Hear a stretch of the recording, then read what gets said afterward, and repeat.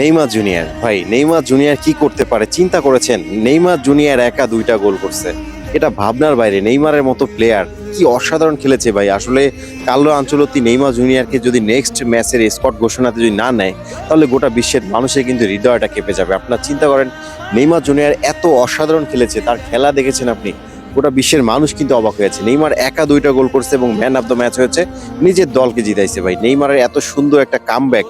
তবে এই ধরনের প্লেয়ারকে যদি ভাই বিশ্বকাপের স্কোয়াডে না নেয় এবং নেক্সট যে ম্যাচ রয়েছে ফ্রান্সের সঙ্গে, সেই স্কোয়াডে যদি নেইমারকে না নেয় কার্লো আনচেলত্তি, তাহলে বলুন কাজটা কি ঠিক হবে? আপনারা অবশ্যই কমেন্টে জানাবেন। আর নেইমার জুনিয়রকে ছাড়া কিন্তু আমরা বিশ্বকাপ একদমই চাইবো না যে নেইমার জুনিয়র বিশ্বকাপ না খেলুক। বাট নেইমার জুনিয়রকে আমরা চাই নেইমার বিশ্বকাপে অবশ্যই খেলুক।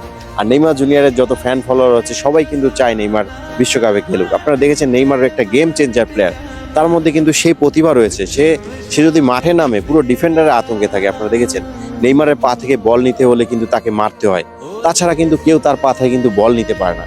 সো নেইমার এমনই একজন প্লেয়ার যাকে আসলে বিশ্বকাপে খুবই প্রয়োজন। আর এই প্রত্যাশায় প্রত্যেকটা মানুষের রয়েছে যারা ব্রাজিল সাপোর্ট করে।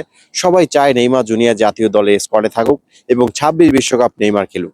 আপনাদের কাছে কি মনে হয় নেইমার জুনিয়র 26 বিশ্বকাপে খেললে কেমন হবে? অবশ্যই কমেন্টে জানাবেন। So thank you so much, love you all guys, ভালো থাকবেন সবাই, ধন্যবাদ।